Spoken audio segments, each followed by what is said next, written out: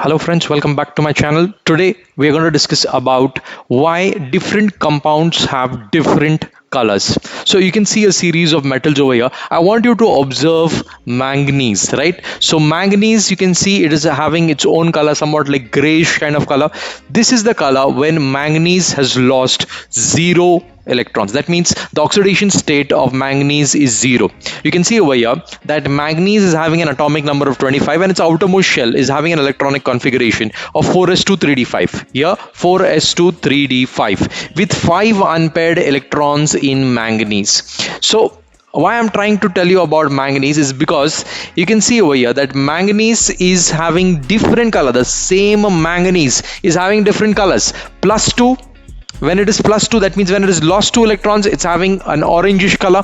When it has lost 6 electrons, it is having a green color. And when it has lost 7 electrons, it is having a violet or a purple color that's present in KMnO4. Okay, so this is KMnO4, K2MnO4, or you can call this as MnSO4, right? All these are having different colors. Now it is the same manganese, right? But why is it having different colors? Now you must be wondering what's the answer. So the answer is the answer lies in the number of unpaired electrons in the outermost shell. Now have a look at this. So the number of electrons in the outermost shell of manganese are like 25 is the atomic number, 4s2 3d5 is the electronic configuration, right? Outermost shell electronic configuration, 2 electrons. So when manganese had lost, that means the manganese oxidation state was 0, it was in the elemental state. That time it was having 7 electrons total in its outermost shell with 5 unpaired electrons. When manganese lost 2 electrons, that is +2,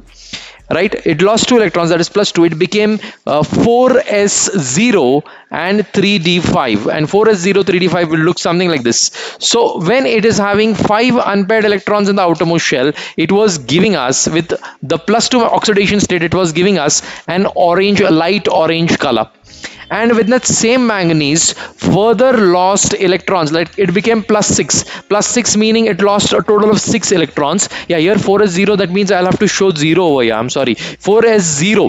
yeah, and for Mn6, that means it will lose all electrons, 4s0, all electrons except for 1. So we'll have just 3d1 left over here. That means it will look something like this, 4s0 and 3d1. It has lost a total of 6 electrons. And in case of manganese 7+, you must have guessed it by now that it will have 0 electrons in the outermost shell. That means there will be no electrons in S, nor will there be electrons in D. These orbitals will only disappear because there are no electrons present in them.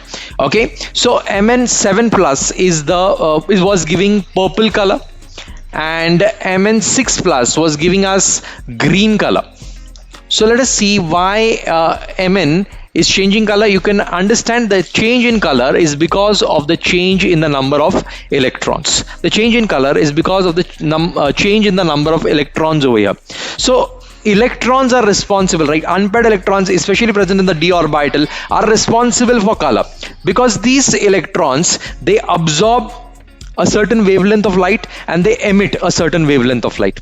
Okay, now say for example, this is orange in color, this is yellow in color, this is green in color. Now why is it, actually this is my solid state model, but why this is orange, yellow or green in color? It is because the orange one, like if you write Vibgyor, we all know that, right? If you write Vibgyor, violet, indigo, blue, green, yellow, orange, red, okay, then apart from orange, it is absorbing all wavelengths of light, like from 400 nanometer, 400, 500, 600, all wavelengths it is absorbing except for the orange wavelength, and 800 nanometer red, that's also it is absorbing, but it is only reflecting out orange, and that's why this is appearing orange to you.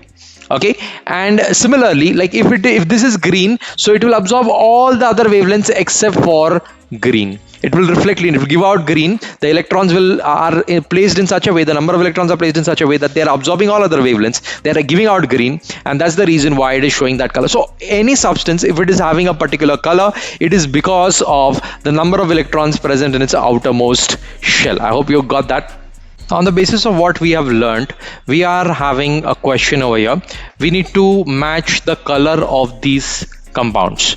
So here we are having, say for example, copper nitrate. Copper nitrate will be blue in color. So where's blue? Here's blue.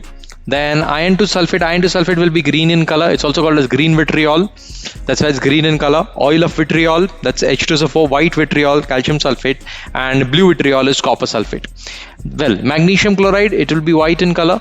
Cobalt chloride, it is blue when hydrated and pink when dehydrated. Okay, then iron 3 chloride, reddish brown in color. Potassium dichromate, orange in color. Then copper 2 oxide, black in color. So this is how we can get the compounds, and we can have different colors of those compounds based on the number of electrons present in the outermost shell. Okay, so then moving on to a few questions. Yeah, we'll complete these reactions. Come on, tell me.